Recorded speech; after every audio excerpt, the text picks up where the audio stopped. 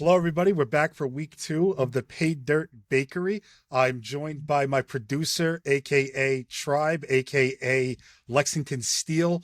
I'm also joined back by my week 2 co-host, Pablo, aka Johnny fucking Sins. And I'm your host, Jason. We're back for week 2. We wanted to get the band back together, do a little review of week 1. So, Pablo, start. How was your week 1? I did not have a good week one, and I didn't have a good week one. If I had to go back, I sort of didn't take my own advice. I I felt pretty convicted on the Miami Jacksonville game, and it didn't really shoot out the way I thought it would. I was pretty heavy on that game, and I had multiple various game stacks. I mean, obviously Tyreek hit, but that didn't really help because everybody had Tyreek chalk. And then, I had a couple contrarian lineups, but I think week one was all about exploiting ownership inefficiencies. I mean, there was a lot of overconfidence in what people thought would happen in week one with no significant data, given it was week one. And it was a good week one is always a good week to be kind of contrarian. And my gut told me to play Baker stacks, but I didn't have any Baker lineups. And Story those of my were week. Story yeah, of my that's what you week. needed. That's what you needed, right? I think Tribe, you like Baker stacks. Yeah, he did. Yeah. Um, I had a profitable week one because of Baker Stacks. Would have been crazy had Anthony Richardson not missed two wide open walk-in touchdowns for Adonai Mitchell. That was one of my big stands. To your point, Pablo, about like the overconfidence. The cheap dude for the Bengals is like, yo, everybody down here is like really kind of the same play. So if Anthony Richardson is going to be chalk, like I can at least leverage that or taking advantage of that, playing one of his cheap pass catchers with Josh Downs being out. Um, and missed those. The other cheap guy, Alec Pierce, like had the game of his life. So, it is what it is. Yeah, I'm with you, man. My big miss, I'd probably say on the week was I think I got a little too contrarian in small field. In large field, I was actually pretty happy about my overall like lineup exposures. The one thing that killed me though was my Anthony Richardson stack. And this is a really good lesson for anybody who's out there MMEing.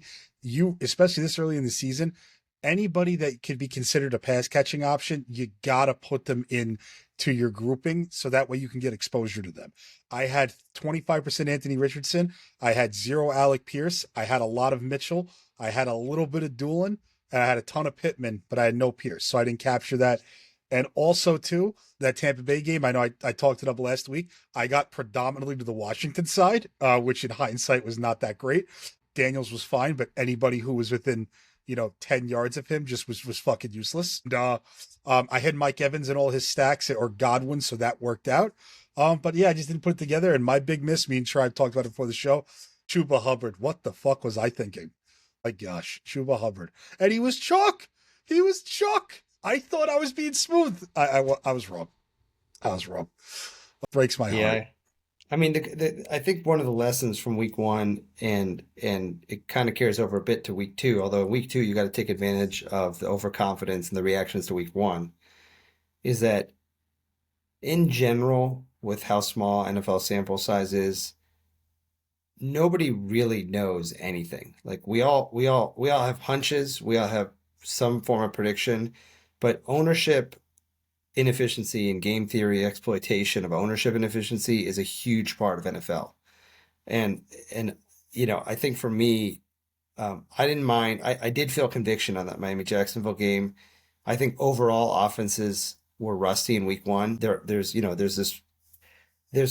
my opinion, there's a little bit of an overreaction to the run game, and everybody now feeling like is this a run game league now? And everyone's saying, oh, this was the heaviest run games we've ever seen week one. It's 1 week. It's 1 week, and it's 1 week after preseason that's now shorter than it's ever been before. I think we just got to keep in mind that nobody really knows that much, and the best thing we can do is sort of look at what are people overconfident in their predictions around, and how can you play different from that? One more I want to highlight, then we'll move on to week 2. Just because the piece of this game were chalky. Brian Thomas, 6.5% owned in the Jacksonville stack. Ingram was 15, and I think Kirk was like approaching 20. in most contests. Just another example of what we're talking about. But now on to week 2, right? I know we're recording this Thursday night. Maybe some injury news we're waiting on. Overall thoughts, Tribe. Let's start with you. What are you looking at so far this week, and where's your interest lie? They might be biased because they were good to me week 1, but I like going right back to Tampa Bay stacks with Baker Mayfield. That's the way, my man. That's the way. Like they have it. I think he's still under 6K. Like DraftKings didn't bump up his price like at all. Godwin only got a $200 bump. He went from 5.8 to 6K. I think Mike Evans is priced the same as he was week 1. Rashad White is priced the same as he was week 1. We saw what's the young boy McMillan, right? They gave him some shots, so that's a cheap option. If the field is going to be plugging in, one of these cheap receivers, that's a way, to leverage that chalk build, with your stack. So that's definitely something I'm looking at this week. And it's against the Lions, right? We know like the Lions they have weapons that can easily be a shootout. Totally agree with you, man. Just looking at the matchup for this week too, in particular, Detroit, we just saw them on, against the Rams.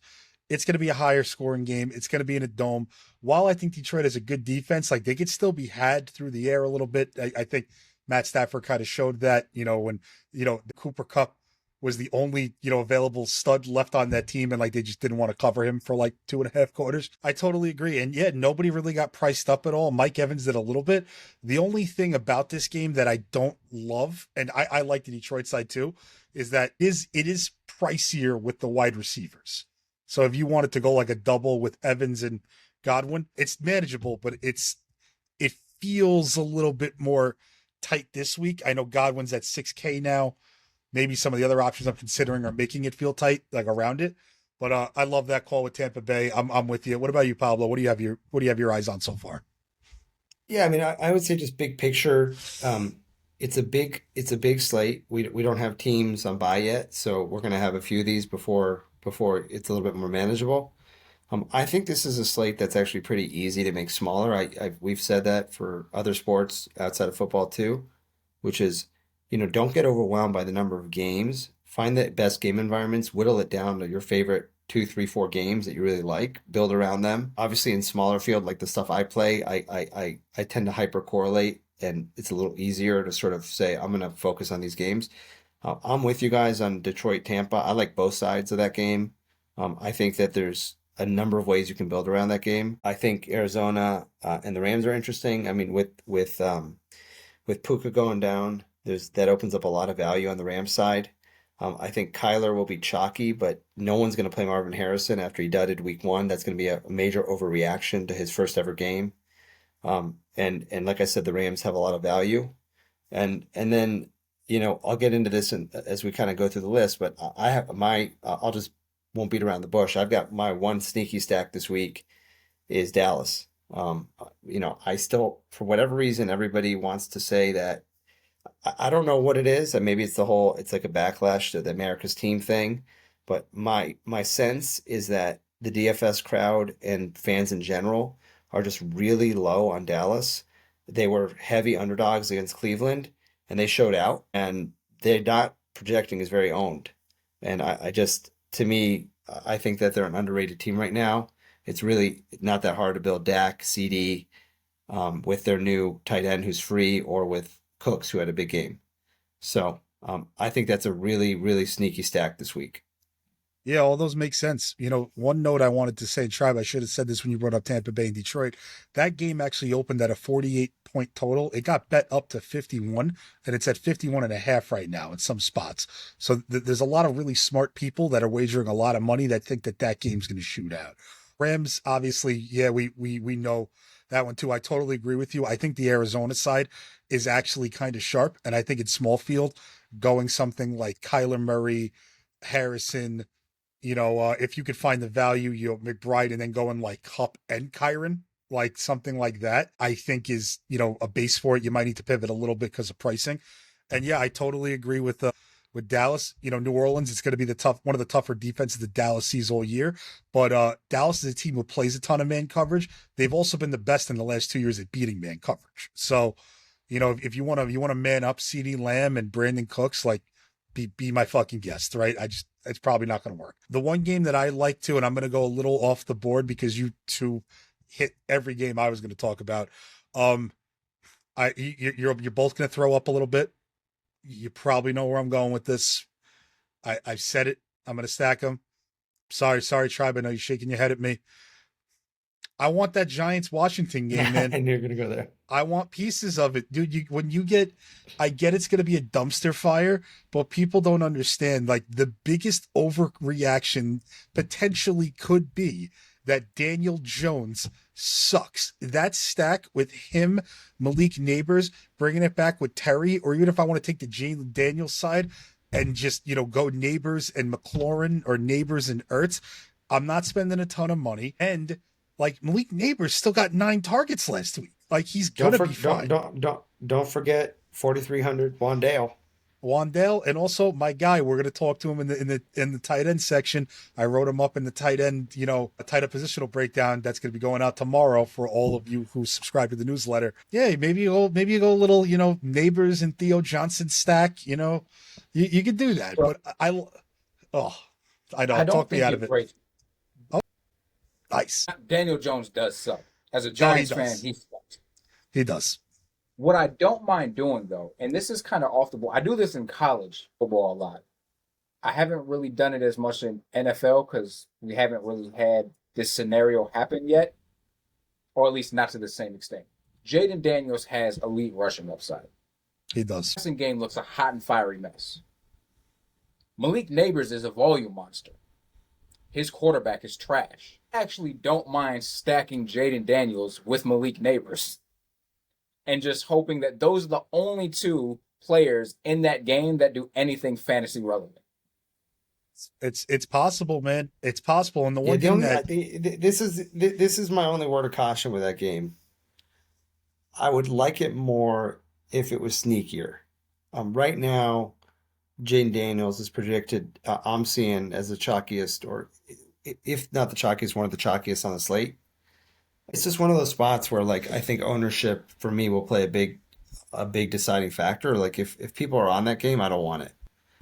If it's sneaky, people aren't on that game. They're like, Daniels will be chalk. Neighbors will probably chalk. They're going to be chalk as one-offs. Like, people aren't actually going to stack that game. Sure, that's fair for sure. And before we get into positions, any other players that you guys want to take advantage of? Maybe some overreactions that you're seeing less so than they really should. Anybody that come to mind? Devontae Adams. I think like that game, like, the Raiders looked bad. The game was like, but like, he's still that guy, right? And I actually think the emergence of one of the young boys who we'll talk about as we go through the positions is going to be a benefit to him, of just having like some other options in the passing game that'll, like, hopefully, give him some space to work. I like that call. My take, I already said it at the beginning, is my biggest sort of gut take right now is that I want some Dak stacks, and I just don't think people are going to play him. I think people don't think he's good. I don't think people want to play him, Lamb, Cooks, and to me, there's some inefficiency there. The only other one, I don't think this is a hot take in any way. I don't think Tampa Bay, Detroit in any way will be sneaky. It'll probably be the most played game on the slate. I do think people will not get creative with it, and try that game screams the type of game you like to play, because both those running backs, Gibbs and White, you can play with their quarterback. Rashad White has elite passing volume. Like, you can play him and Gibbs catches more passes than people think too. So yeah, I just think you can play that Tampa Bay Detroit game in any number of ways, and I think it's like, if you're playing 3 lineups and you're playing small field and you don't have a Tampa Bay Detroit game stack, I think you're not playing this. You don't know what you're doing. I think that's you have to have a Tampa Bay Detroit game stack in one of your small field lineups. I totally agree. And the one player that I wanted to highlight before we move on, you guys see Garrett Wilson's ownership?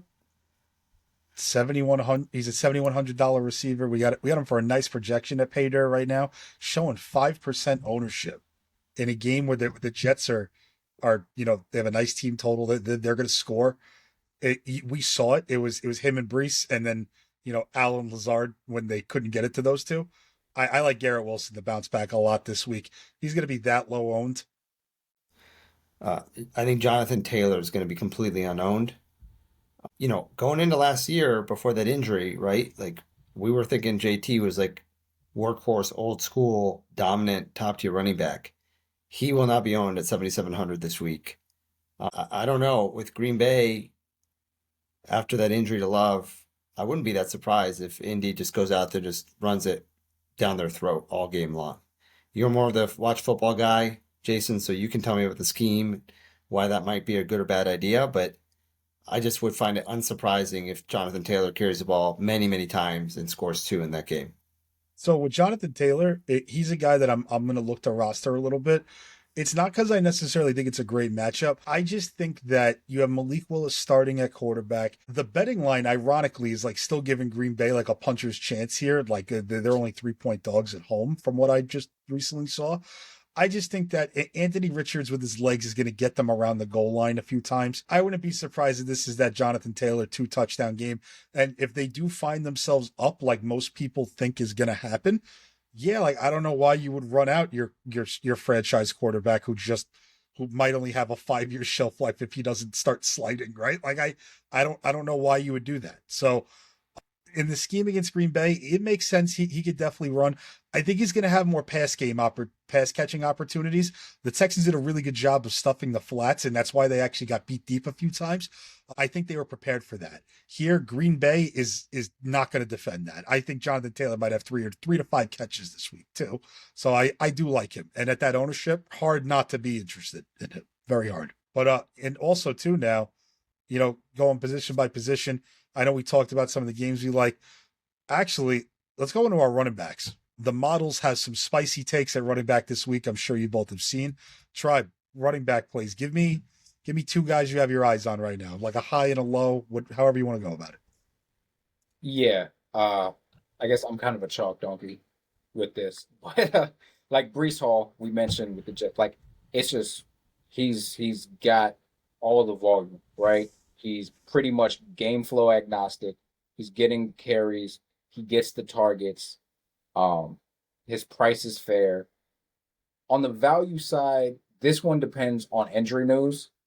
But if Christian McCaffrey is out again, like Jordan Mason is as close to a plug and play as we're gonna get. 5,200, especially in like small field stuff, like he's gonna be outrageously owned. And I think like you probably just eat that. There's a case to be made in large field, like you could pivot to like Brock Purdy stacks or something. But that's definitely a play I have my eye on. If Christian McCaffrey is going to be out again. I think he's just a lock button play if Christian McCaffrey's out. The Vikings, like I know that they look good against the Giants, but I'm not really scared about that defense at all. And if they get on the goal line, they're going to hand it off to them. And also, I will say, for those Giant fans that saw, I know that Giants didn't have a good performance, but Devin Singletary was actually kind of effective. He got 10 carries. He kind of got game scripted out of more because they were down by a lot, but he caught some passes. I don't think you see Mason come out and catch like 4 to 5 balls or anything. But if a caliber running back that's universally seen as not great, like had some success, I think he's going to be fine. That offense is going to put them in positions to score all game long. I totally agree. I think if McCaffrey's out, he's a lock.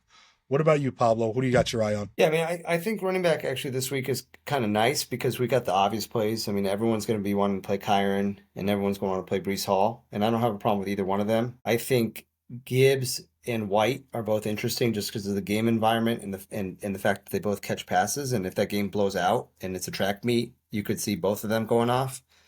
But the 2 guys that I'll mention because I think they're going to go a little bit overlooked, mostly because of price and just because they're not as sexy. I like Isaiah Pacheco. I think there's a decent chance the Bengals just may be really bad this year, and that might be an overreaction to week 1, but I think they may just be really bad. Casey has a 27-point total, home favorites. You know, Obviously, Mahomes could get there with the pass game, but I would be unsurprised to see Isaiah Pacheco have a big game. And he doesn't look, super chalky, and I think he's in a great spot. The other guy who Sheets like, I was on him last week. He was one of my lone bright spots as not that owned. He was priced up a little bit this week, but I don't expect that he's going to be that owned because he's still a little bit off the radar. Is Ford, Jerome Ford on Cleveland. I just, he fits that team real well. I mean, they play good defense. I'm not scared of Jacksonville's defense. There's a decent chance Cleveland controls the ball a bunch. I don't mind his price. I think 5,900 is fair. I don't think it's, super low, but it's also not, a price that scares me for his role and for the game environment that I expect there. So I like Jerome Ford. I like Pacheco. I think, those are kind of sneakier, good running back plays for this slate. I love that. Yeah, yeah. I'm into Ford. I'm into Brees Hall. At the high end one, I do really like Kyron Williams quite a bit. It's just, it's not that often this early in the season, you're going to get such concentrated production, targets, rushes from a premier position. I like him a lot. When you watched Buffalo, like I know it's Josh Allen and he's a different type of runner, but they run like this cover four quarter scheme in Arizona and they leave the middle of the field like they leave like 12 yards of space between their linemen and like their linebackers. Like it's stupid. It doesn't make sense. I like Kyron Williams quite a bit. Obviously, Brees Hall, we talked about. Honorable mention at the high end, I'm going to give to Alvin Kamara. Pablo, I'm with you on that. I think Dallas is going to score points this week. We love Kamara in a catch-up script that we all love that. Maybe we get that game where he catches 7 to 8 balls for 60 yards and falls in the end zone. And I don't think he's going to be that high owned. At the mid tier, the one guy I wanted to highlight, and this is something for all of you people that play MME, or maybe you're going to play like a large field single entry. When we talk about a game like Tampa Bay and Detroit and getting, every piece of that game in some part of your lineup, Pablo said it best, right? These teams with high team totals, if you don't take the passing game, you're basically saying that the points got to come from somewhere. And if you don't take anything else, you're basically saying they're not going to score. I really think David Montgomery is going to find himself on the goal line quite a few times this week. Detroit's going to be able to move the ball, and he's looking like a fantastic pivot off of Gibbs. I think he's like 7% owned to Gibbs is like 15, and he's 6K. We have him for well over a 2x median projection right now on the site. I like David Montgomery quite a bit at 6K. Yeah, I And like that call. The only other one I'll mention that I didn't mention before, just because I like the game environment, and I think he's going to be overlooked because nobody ever really likes to play him. I don't even like to play him that much, but I do think he's a little bit underpriced as James Conner.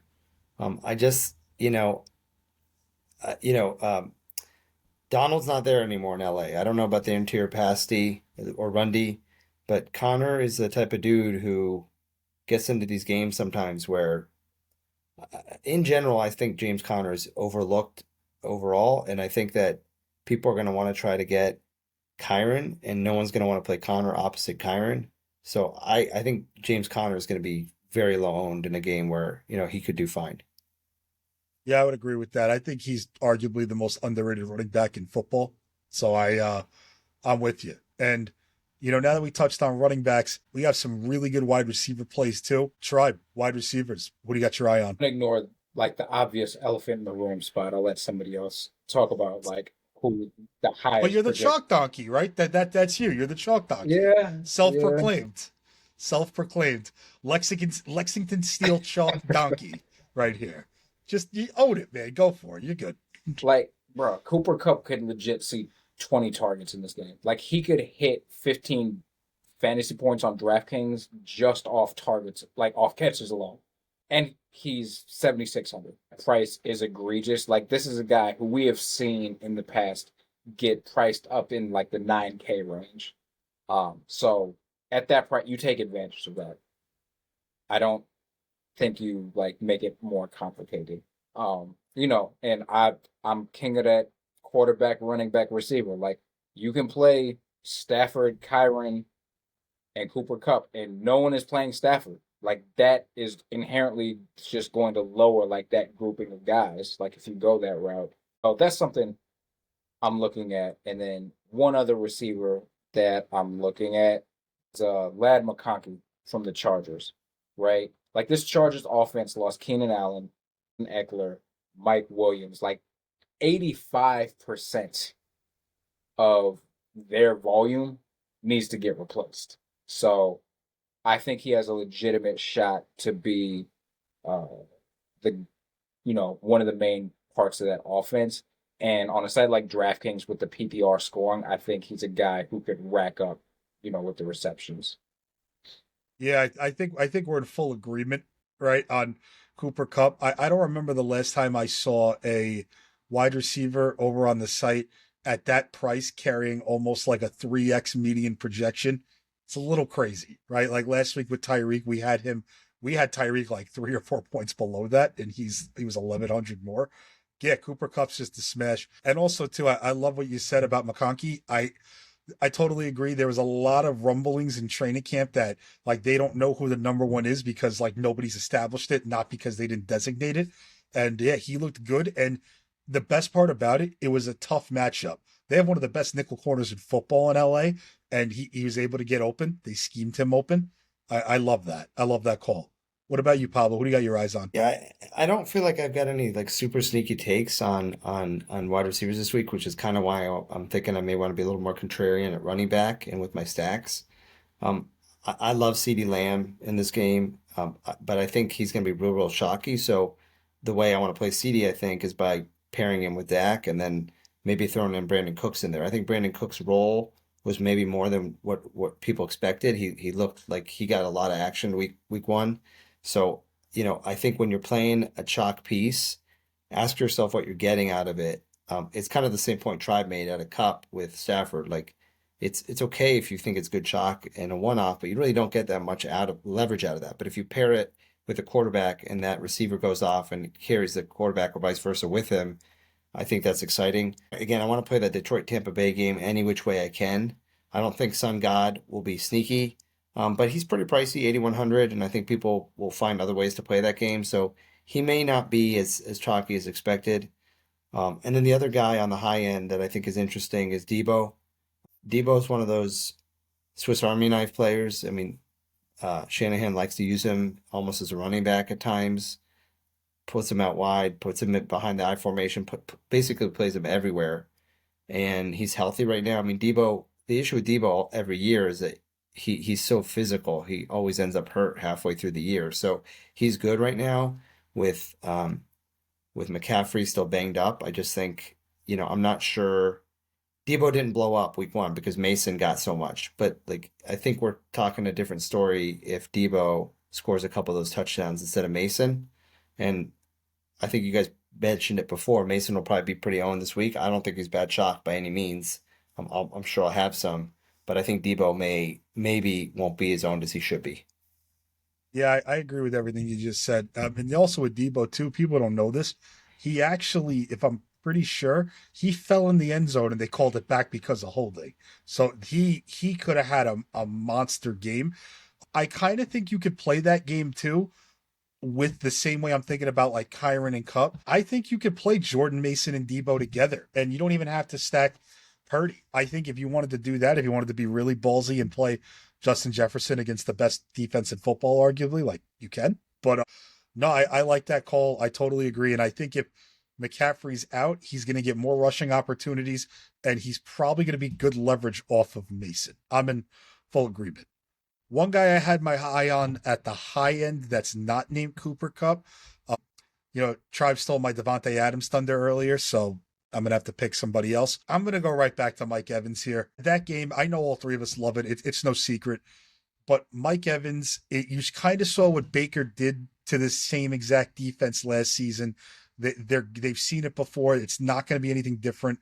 Lions did not run anything different compared to last year. I like it. And also, I just think continuity is a good thing in the NFL. You have another year with that quarterback wide receiver tandem. I love Mike Evans here. I think he's gonna be able to stretch the field. At the mid range, it's really hard for me not to really like Malik Neighbors here again. We haven't projected for such a great, number at 5,900. His price didn't go up at all, I believe. Let me check that quick. Yeah, his price stayed the exact same, and he got a lot of work. And if I had to throw a cheap one at you that, people want to know who's this week's, Eovasius, or we call him Iodine in our group, in our chat. Yeah, I'm going to go to that. I'm going to go to that New Orleans game. I kind of like Rashid Shaheed to catch another bomb. Dallas is going to play a lot of man. These teams that play a lot of man, they see man in practice every single week. Maybe not on the scout team, but all, season long. And they bring him in for these packages. He's a burner at 4,600. If he goes 3 for 70 and catches a touchdown, he's a pretty sick value. So yeah, in that same Rashid. game, I like the Shaheed call. As you guys know, I'm on that game. The other guy who I think is pricier he's definitely not low range, but Sheets like him quite a bit, and he's not projected to be owned at all. Is Chris Olave. So if you want to play DAC stacks with Cooks and with CD, I think you can go all the way down to Shaheed, or you can go to Olave, or you can play Alvin. So there's a lot of different ways you can play that. I think they're all viable. And the other value guy that's going to be chalky, and I think it's, debatable. Sheets certainly think he's good chalk or good-ish chalk. I don't know how fragile he is, because last year we saw him in an expanded role, and he got targeted quite a bit. Is Demarcus Robinson? Totally agree. Totally agree. Before we wrap it up with our, stacks and get to defense, talking about tight ends, I'm going to lead this one off if you guys want, because I got the puke bucket, tight end play of the week. This is one that, when you eat like Moe's Chipotle and you just you eat a little too much and it's going to just, it's going to fuck you up one way or another. I got that play for you this week. I promise. Go for it. At the high end, though, I'm going to start. This is one that's no secret. I know pre-show we all liked him. This could definitely be a Travis Kelce week. I think people are really sleeping on him. At 60, what's his price? 6,100 right now. 62. At 6,200, he's a pretty solid value. I like him sub 10% owned. People are probably going to be low on him. They think he's washed, he's old. I don't know. I kind of like him in this spot. The Bengals don't defend that position well at all. They haven't for years, and they've had the same D coordinator for the last 6 seasons. I think he's really good. And obviously, if you like pieces of that game, he makes sense in a stack. He takes care of a tough position. The other one I also really liked at the value end is Brock Bowers too. Like, I know, Tribe, you're really high on Brock Bowers. I'm going to let you go into him more. I know that's your guy, but I like what I saw from him a lot. And this is an offense that's going to let the middle of the field kind of have their opportunities. And my puke bucket play of the week. Oh my God. I got 2 of them for you, actually. Theo Johnson and Jordan Akins. Those 2 are my dumpster dive. You want to fit in everything. Tribe, I got some Peptol. If you want, I'll ship it to wherever you live. I got you, buddy. I'm with you. It's gross. It's gross, but this is how we grow. Theo Johnson he ran a lot of snaps last week for the Giants. He's in a much, much better offensive spot here. His quarterback sucks, flaming hot Cheeto dick. We know that. He sucks. But Theo Johnson, we got him for a nice project. If he catches a touchdown, it'll be fine. He got targeted a few times. Good salary saver. And Jordan Akins, he's the guy now in Cleveland. There's no Njoku. He's I don't even know if that Harrison Bryant character is still there or not. I'm not even sure. But Jordan Akins, we've seen this guy in a few times. He's like that backup tight end that can break one, right? Like, we've seen it in Houston. He's good, right? He's a good tight end. And I think he makes a lot of sense, especially if you think that Watson can't throw the ball downfield. I like him as a salary saver. But sorry, I know I made everybody sick to their stomach. I had to get that out. It's out of my system. Oh, Tribe, what about you? I know you like Bowers, but who else you got your eyes on? Yeah, so real quick, I just want to touch on Bowers. And for those who are in Paydirt, I'm a college football DFS guy. But this guy in college, he was the offense for University of Georgia. It was him. So he got 8 targets week 1, and the thing about it is they weren't meaningless targets. Sometimes you see guys get inflated targets, and it's because the team is trailing by a bunch in the fourth quarter, and they're getting, the looks, the dump offs, the over the middle stuff in the prevent defense versus the other team.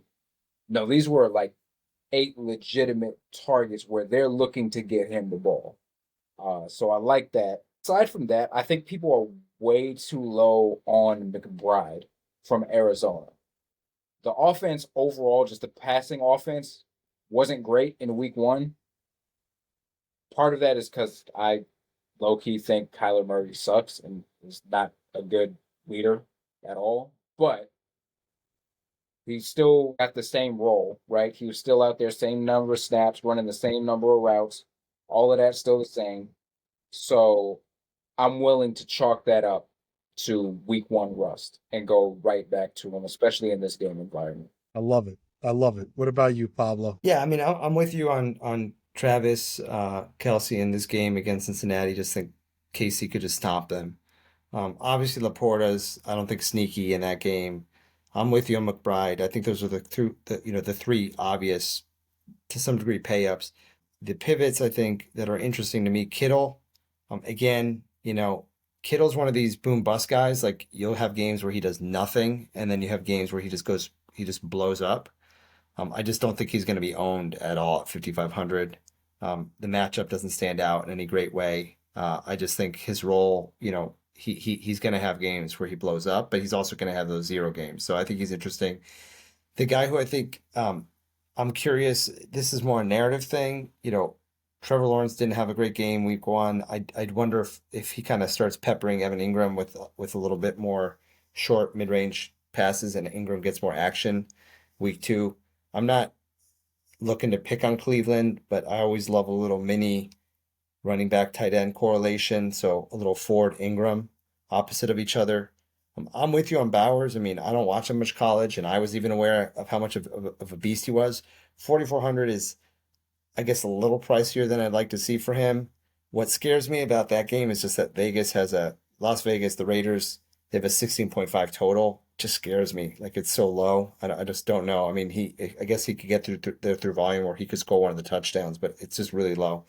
And then the one guy who I don't think is sneaky, but it's just way too cheap for what I expect to be a meaningful role is Colby Parkinson. I mean, I think he'll be one of the chalkiest. So he'll for sure be the chalk value tight end. He might be the chalkiest tight end on the slate. But again, when somebody goes down like Nakua on the Rams, it opens up a lot of opportunity. And there's been a lot of talk this offseason. They paid Parkinson. I don't think they paid him to just be a nobody, and they used him a good bit week one. So at 3,100 in that game, I just think he's too cheap. Yeah, I agree with all those. I agree with all those. The Evan Ingram one, especially, is one I didn't really think about before. I like the matchup too. It's going to be in a lot of man against Cleveland. I like that a lot, and I think Jacksonville's going to. I actually like them to bounce back. I might put a bet in on them. It's actually a nice segue too because the DSTs, right? Last week, the chalk defense was, there's a lot of Carolina Panthers defenses, what makes you really wonder, like, what are we all doing with ourselves? There's some defenses I actually kind of like this week, and I'm never going to prioritize it as a top part of my lineup, but I'm definitely going to give it to consideration, especially if it's not that owned. Jacksonville is one of those, and to give you a reason why. So Jacksonville Jaguars, the new D coordinator that they brought in, I wrote up in our article about the schemes article, I wrote that he's going to blitz a lot. They're going to play a lot of man-to-man. They're going to get after the quarterback, and they upgraded their personnel to match it. On paper, they have a very, very good defense. Turns out they played man 75% of the time against fucking Tyreek Hill and Jalen Waddle against the Miami Dolphins, right? So they must be really, really confident in it. Deshaun Watson, we all know, sucks, right? Like there's a chance he probably doesn't even play in the next few weeks with what's going on legally with him too. They're missing 2 starting offensive linemen on their interior. I think this is going to get bad really, really quickly. If they get home to Watson, this is going to get bad. So Jacksonville's one defense I have my eye on. One I also wanted to highlight. I know we like the game for offense, but I do like the Saints just at their price point. They're an aggressive, blitzing man style team. Last year they blitzed more than I think 90% of the league, but they were bottom 3 in pressure rate. Granted, it was the Panthers. They got a lot of pressures on the quarterback this past week. I know Dallas looked good. There were some times where Dak was still a little under pressure, and I know you got Myles Garrett on that side. But I think at the price point in a game where you're going to see a lot of passing, I do like that a little bit. One really gross one I'll give you, and then I'll throw it to you guys is actually, no, I'm not even going to go the gross one. Is I'll save that for when the next puke session we have. Steelers against my Broncos. I'm a Bronco fan. The Steelers, bend but don't break for many downs, and they get FD on third. Rookie quarterback in Bo Nix. I think he's going to be okay eventually. Not yet. Not ready. This defense is very good. They're healthy now. They were top 10 in most stats last year with the slew of injuries they had. Yeah, that's where I'm at. And the best producer in the world, Tribe, just told me he agrees with my puke defense. So I'm gonna let him talk about it. I can't talk about everything that's puke worthy. Raiders, they're going to be just underpriced the whole. I'm not going to say underpriced. They're just going to be low priced the entire season. But at the end of the day, what you need from your defense for fantasy purposes, you need sacks, strip sacks, fumbles, pressures that lead to interceptions, and they have an elite pass rusher in Max Crosby. They also got the other guy on the other end of the line to help, prevent the double teams that he was seeing. So they can get after the quarterback. Baltimore's offensive line is garbage. Granted, they got Derrick Henry. Lamar Jackson can run with his legs. But in situations where they attempt to throw the ball, it's probably going to be ugly. So at their price point and ownership, I'm willing to roll the dice and hope they get, 3 sacks and, one of those ugly Lamar Jackson turnovers in the fourth quarter when he's trying to drive the length of the field. I like it. Any like higher price defenses you're into, or Not the one to act. I punt defense. I will not spend up on defense. No, I like it. I like it. By the way, shout out to Gordy in the Discord. His guy Julian Hill almost just caught a touchdown. He dropped it. Oh my God, he's been touting that guy all fucking day, and he almost scored. But Pablo, what about you, man? Defenses. I know it's not a premier position we spend a lot of time on, but anything that seems interesting to you? Yeah, I mean, first of all, I would just tell people listening, watching, don't overthink it. If you like stuff and you can only fit in a couple defenses, there's a huge amount of randomness. So don't feel like you need to big brain it. A couple of defenses I like. I'm with you guys on Vegas. I think that as a punt, Lamar is amazing, but the style he plays, you're going to get your weird fumbles and your pick sixes and your just the crazy plays that happen there. The two that I kind of like, Kansas City, and then the other one that I think is interesting is the Giants. I mean, I've seen reports from some pretty smart people who look at offensive line, who think the Commanders' offensive line is like by far the worst in the league this year. I'm not suggesting the Giants have like some incredible defense, but Jaden Daniels rookie, terrible offensive line in front of him, 2,700. Just don't overthink it. It just seems like a good cheap defense that could easily pay off. And to now go into what everybody wants to know. I know our quarterbacks make up most of our stacks. Do you guys want to go into stacks? You want to go into your quarterbacks? Whatever you want to do. I can start just with a couple of stats that I'm on that we didn't talk about early, but Charger stack with Herbert, Dobbins, McConkey's like really cheap, nice value stack. And I'm not certain on the ownership on those guys. I was thinking because of their price points, they might be chalky, but I think there's some other spots that might eat into that ownership. And so if it ends up as a value and lower owned, I really like that as a way to be able to eat some of the good chalk. That's a way you can play the Kyron Williams, the Cooper Cup, and be able to balance that out. And the other one is the one that did not pay off for us last week, unfortunately, but I'm fine going right back to it, is Anthony Richardson and Adnan Mitchell. I will go right back to it and hope that he can connect one of those passes to him. And the thing is, it wasn't just those 2 passes, right? It wasn't like those were the only 2 targets he got the whole game. He actually was on the field running routes and everything. So I'm willing to go back there. Anthony Richardson looks popular once again and again, a way to balance out that ownership. You play this cheap value receiver that nobody's really gonna play. Hope he connects on them. No, I'm with you. I like that a lot. With the Chargers too, especially. Their run game really showed out last week. Dobbins is going to be very cheap. Gus Edwards is still cheap. Maybe some people take flyers on them. I don't think you're going to see that much ownership on the stack, but I agree with you. But I think that's why you can do what you said and play a bunch of chalkier, really good high upside pieces around it. So I totally agree with you on that. And yeah, Anthony Richardson every week is just kind of a good option until his price tells you otherwise. I'm in total agreement.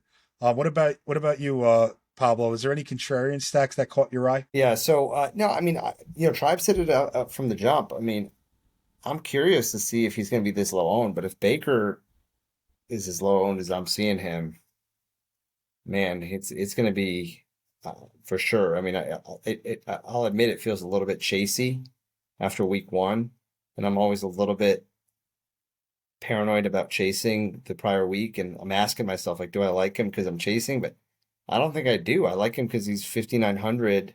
You can play Mike Evans or Godwin with him, or Rashad White, like we said. You don't need to be scared to play Rashad White with Baker in a track meet game in the Dome in Detroit. So that's number one. And then the other one I've talked about, I feel like 10 times already today, but uh, you know, I just think people are underrating Dak, and I think CD's like one of the elite receivers in the league. You mentioned the man coverage New Orleans plays, so it's not like some scary matchup. But I just think Dak, CD, Cook stacks are going to be unowned, and I like it. I love those calls. Yeah, especially the Cowboys one. I think that game is very, very sneaky in general. And yeah, Tampa Bay, I think that's no secret. We're all gonna have Baker stacks this week. I'm gonna force the optimizer and the solver to give me them. Like I want that game, and I think it makes a lot more sense to stack from the Baker side because there's less unpredictability on the weapons as opposed to with Detroit, like Jameson Williams can pop, Laporta can pop, St. Brown can pop, Gibbs, Khalif Raymond, Montgomery. Like you have all these different avenues. When Tampa Bay, like if Jalen McMillan catches a touchdown, great. But am I scared? Am I afraid of 10 points from him? Probably not. So I do agree. One contrarian stack that I had my eye on, and this is one that I've actually come around to more on this show when we talked about what the chalk may be. If Jordan Mason's the chalk, I think I want some San Francisco stacks in my MME runs. It's just really good leverage, and this Vikings defense is soft as baby shit. The Giants made them look so much better than they really are. They did not really make any upgrades. Brian Flores, just so you all know, in the first half of last year, when they were getting eviscerated, he played like strictly cover zero and a lot of man and didn't have the personnel.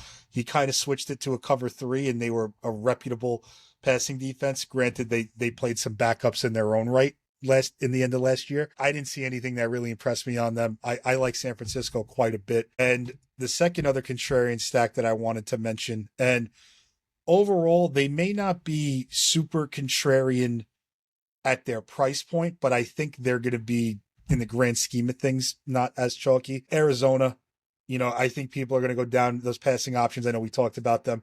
That game environment is so good. And one of the best ways that you can get chalk in it and still kind of leverage it is just taking the other side of it. And I think starting with Kyler Murray, picking a pass catching receiver, bringing it back with Kyron and Cooper Cup, or you want to go Demarcus Robinson, instead of one of those two. I think that's a really sharp way you can go.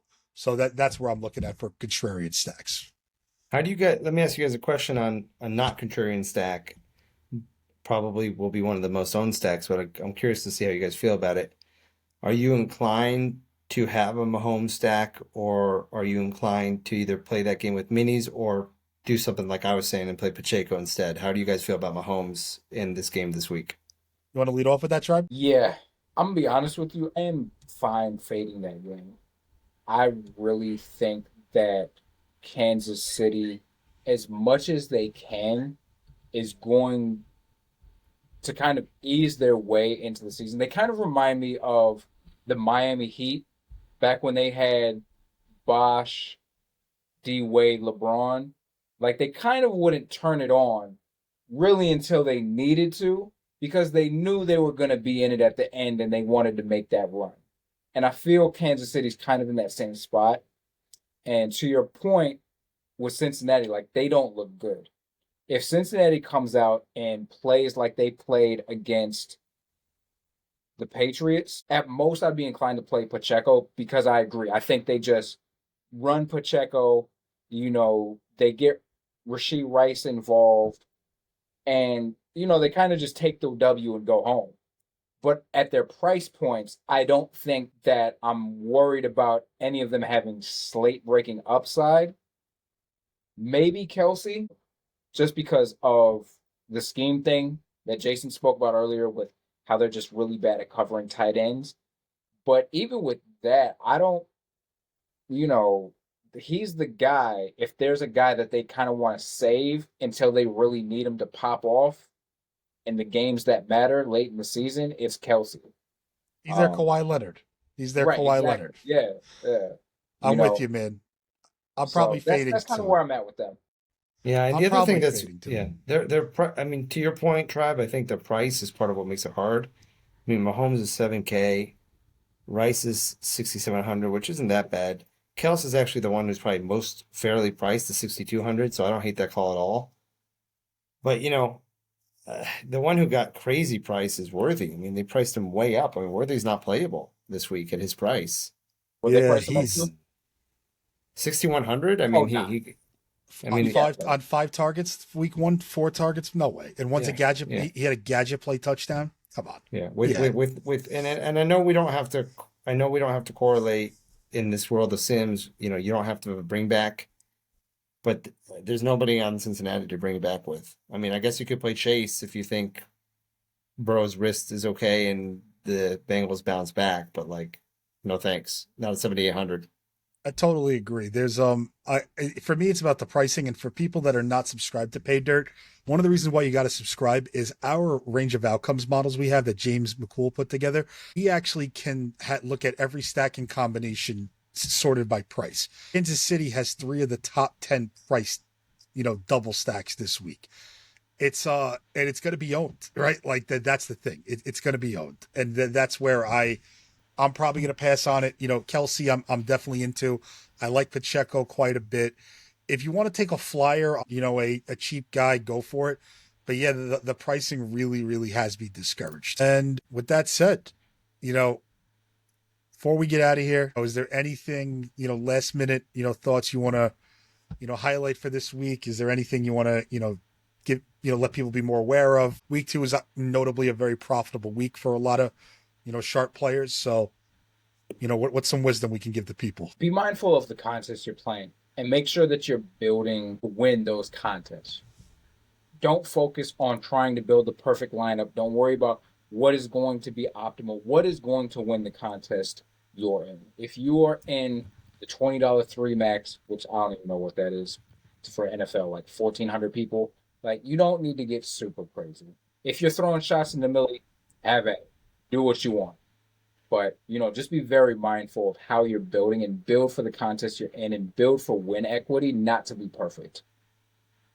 I think that's really good advice. That's really sound advice. And that's something that we've heard Pablo preach a ton.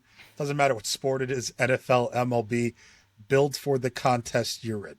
I know there's countless times we've said that to people in our Discord. I know, I love that. I think that's sound advice. What about you, Pablo? Week 2, what's the one thing everybody should be aware of? Yeah, I mean, I would echo what Tribe said. The other thing I would add to that is build for ceiling. Don't build for median. Build for ceiling. So people tend to get in this mentality, especially now it's been enhanced because of Sims, where I think it's become more popular to play optimally, and it has made a more exploitative, contrarian approach more profitable. It doesn't mean you need to get crazy and go wild on total over leverage. And it's leverage is again relative to the field size you play. But I do think you should be thinking, okay, how do I play for ceiling? And you don't really need to start off the cash build as much as people think you do. I think that there's more than enough inefficiency across the board where you can need a couple chalk pieces if you think they're good chalk, but don't be worried if you're playing a low owned Baker double stack. You don't get weird. That must mean that the crowd is right and you're wrong and you're totally off base. think of low ownership combined with ceiling as a good thing, not a bad thing. Think of that as something that makes you different in a way that can win, and not as something that makes you outlier risky. I love that. Yeah, it's just it makes so much sense, right? It's what you're building. You want to be very thoughtful about it. Pablo, that's one thing I've learned from you quite a bit over the last 2 years is just being very thoughtful about what you put together, why you're doing it, and making sure that you have yourself leveraged in the right way for what you're playing. So no, I'm with you. The one thing that I would just tell everybody to do for week 2 is you got to get over to the site. You got to subscribe, paydirtdfs.com. It's the greatest community within the DFS landscape. You're talking to a DFS grinder who's been doing this for almost a decade. I'm telling you, there's no one better. You get to see my beautiful fucking face, Pablo's gorgeous mug, Tribe's beautiful, beautiful body. He shows his six-pack in the Discord. I promise you'll be able to see it. OnlyFans dropping soon. But in all seriousness, come check us out. The community is great. Everybody in there is, really contributing. We have access to one of, to James McCool, one of the great, DFS, modelers really in the industry. We have great contest simulations, player range of outcomes models for you people that are just straight betting folks. We have really sharp betting models too that give you the actual edge and on game lines and also on player props.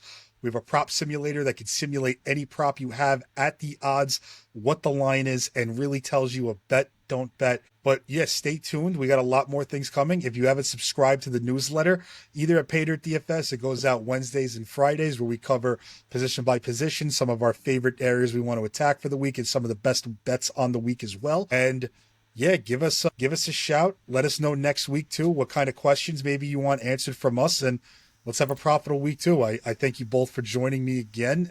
I'll see you guys in the Discord. Hopefully we post some screenshots Sunday night. Yes, sir. Thank you, fellas. All right. Thank you guys. Good luck.